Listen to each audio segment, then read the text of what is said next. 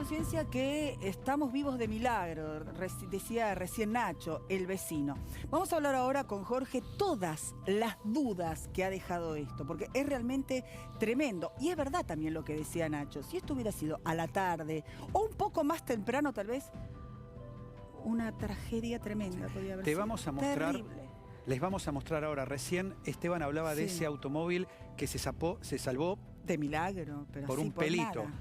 Pero hubo 4 objetivos, o sea, transcurrió todo para que esta desgracia fuera con suerte, pero aún quedan preguntas sin respuestas. Y a esto nos vamos a abocar con mucha prudencia, porque decir qué sucedió es prematuro, pero cuando un edificio se cae, acorde como es esa caída, ese derrumbe, hay hipótesis de trabajo. Claro, 2 o como 3. muy prolijita, ¿no? Para un lado la caída es hacia adelante. Exacto. Y eso no es un dato menor. Pero déjennos ir paso a paso, empezando por mostrar. Hay una imagen que se conoció de cómo fue esa caída. Pero veamos cómo se hubiera visto esa caída de frente. Y esta es la secuencia. La imagen más común, la que hemos visto, es la que está a la izquierda de la pantalla.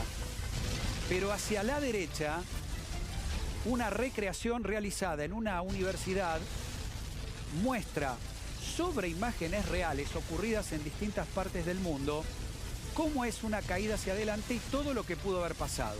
Y acá empezamos a analizar justamente que, por ejemplo, de haber ocurrido en una calle, una avenida de un barrio, que no hubiera sido la colectora de la General Paz, cayendo hacia adelante, ¿contra qué hubiera impactado? Contra las viviendas de enfrente, que podrían ser otros edificios o bien viviendas de menor altura o planas. Más la gente que más temprano estaría trabajando también. Ahora vamos con eso. A ver. Ahora vamos con eso. Les mostramos recién, porque la imagen, a través de esta cámara de seguridad, muestra la caída de perfil. Pero de frente es mucho más impactante. A veces, si no lo vemos, no lo dimensionamos. Por eso decimos que esto fue una desgracia con suerte. Y lo subrayamos cuando ahora, por ejemplo, le mostremos las 4 circunstancias que se dieron para que hoy hablemos de una desgracia y no de una tragedia, porque la tragedia hubiera incluido personas muertas. O sea, fíjese los 4 puntos o los 4 ítems que hemos marcado, por lo cual esto pudo haber sido peor y gracias a Dios no lo fue. Ahí tenemos. Esteban hace minutos nos hablaba de ese automóvil. ¿Saben cuánto transcurrió? Apenas 5 segundos entre el momento de que el auto pasa por de frente y la caída. Vereda y colectora estaban vacías. Claro, por el lado hacia el centro de la General Paz habitualmente no caminan las personas, pero por la vereda sí, porque ahí había parada de colectivos a pocos metros. Porque además de haber autos parados y otras propiedades, había postes que sostienen cableados y cajas de mediana tensión, como también esas unidades selladas que son las que transmiten o la televisión por cable o servicios de internet. Bueno, uno de esos postes quedó casi a 20 grados del piso, o sea, totalmente inclinado y vencido. Sin embargo, eso cayó sobre nadie, ninguna persona, ni tampoco afectó ninguna propiedad. La secuencia tanto del auto como la vereda vacía, como esa parada de colectivos, que en ese momento, un horario donde fácilmente personas podrían estar allí esperando el transporte público para ir a trabajar, y ni que hablar todo lo que pudo haber arrastrado, empezando por ese primer poste que hoy está, te diría yo, casi vencido en su totalidad. A 20 grados, a 20 grados del piso es lo que nos decían los operarios que están trabajando allí. Bueno, aquí viene una parte delicada. Usted se preguntará, por ejemplo, ¿qué pasa con las personas que compraron? Que ya habían terminado de pagar esos departamentos. ¿Cuál es la situación? Que fue comprado en el pozo, tal vez. Algunos terminaron de pagar, otros no. Pero ¿qué pasa con ese dinero que se invirtió ahí? Le vamos a dar la respuesta. Yo no sé si esa le va a satisfacer, la respuesta que le vamos a dar, pero es la que nos lo dieron y es la más responsable a transmitir. ¿Quién firmó? ¿Quién inspeccionó? ¿Cuánto costaba un departamento ahí? Pero la pregunta, la primera, ahora la del millón, es ¿qué pasó? ¿Por qué se cayó?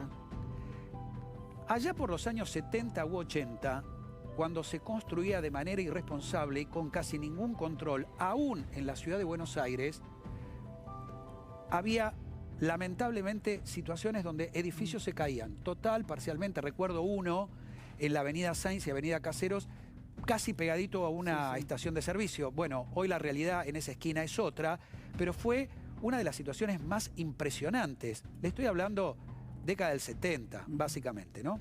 Bueno, avancemos en el tiempo. Hoy, ¿por qué el edificio se cae?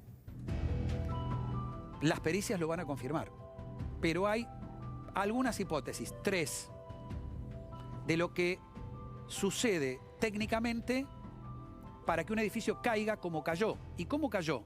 Hacia adelante. Cuando cae hacia adelante, bueno, las hipótesis son las siguientes, pero vea usted este diseño, esta simulación de edificio de similar estructura que cae hacia adelante, simulación hecha por 2 universidades y que nos muestra qué es lo que va fallando para que esto ocurra. Prestémosle atención. Un edificio.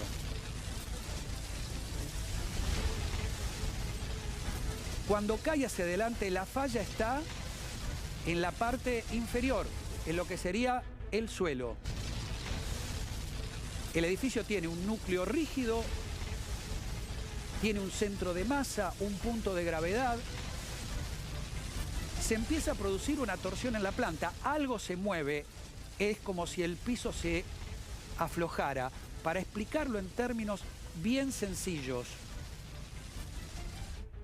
luego el piso es lo que cede totalmente para que el colapso se produzca de manera inevitable.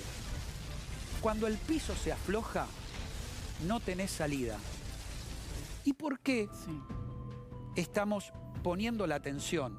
La información nos la explicó sencillamente un ingeniero civil que hace peritajes de estas características o sobre estas situaciones para distintos procesos judiciales. ¿Y qué dijo? ¿Qué pudo haber pasado? Lo primero que tenemos que pensar cuando el edificio cae hacia adelante es que falló la base. ¿Y por qué falla la base?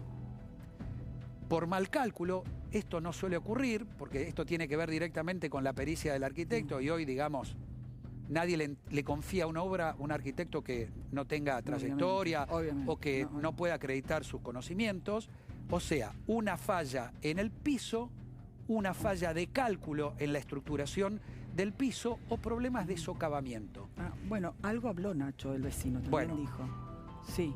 ¿Qué se entiende por problemas de socavamiento? Es decir, que las columnas principales, que son el sostén del edificio, tienen que estar de acuerdo al piso y al tamaño, determinada cantidad de metros bajo tierra. Si le fallás a ese cálculo, el edificio es frágil, flojo. Si no tomás en cuenta que sobre la base de ese edificio puede haber napas de agua, no tomás en cuenta que esa agua puede aflojar la tierra en donde fue asentada esa base, también podés tener complicaciones. Es decir, problemas de cálculo en la base siempre está, problemas de cálculo, problemas en el socavamiento o problemas que tengan que ver con la fatiga del material. Por ejemplo, hay mucha estructura de metal.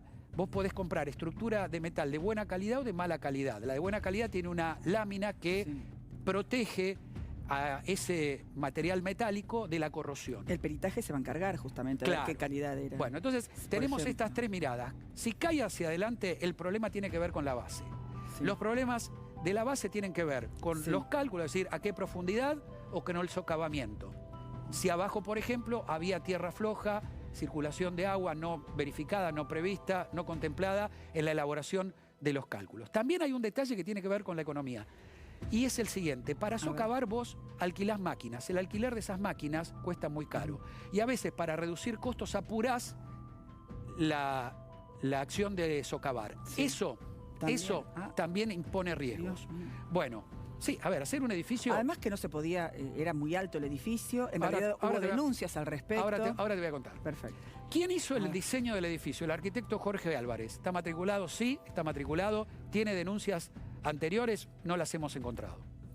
¿Quién es el contratista? Figura en el expediente municipal. Se llama Rafael Reinone, es el titular de esta empresa, Creole SRL, que es la empresa que aparece como responsable.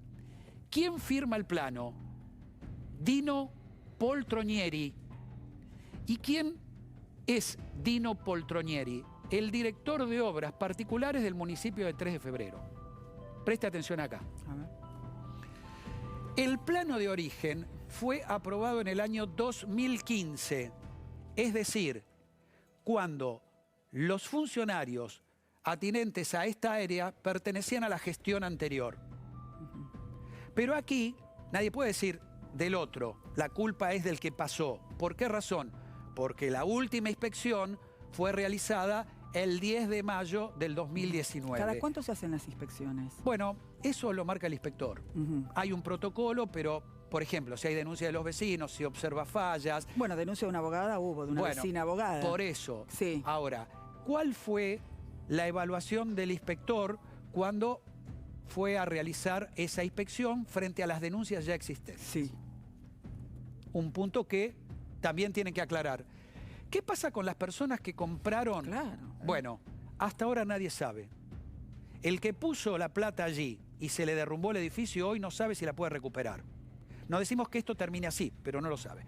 El edificio, ¿por qué era cuestionado? Porque el proyecto original eran 10 pisos. Y para algunos vecinos, por una cuestión catastral, Sí, sí. eso era muy alto. ¿Cuánto 8 también, para costaba el lugar era cada muy unidad? alto.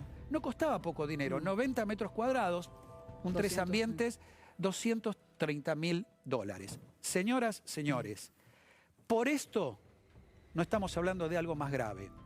Que pudo haberse de alguna manera evitado, bueno, hay muchos indicios Irresponsables de muchos, que sí. entonces. Y hay un montón de cuestiones que Claro. aclarar a los vecinos y a los inversores todavía. Y sobre las responsabilidades, claro. Gracias, Jorge.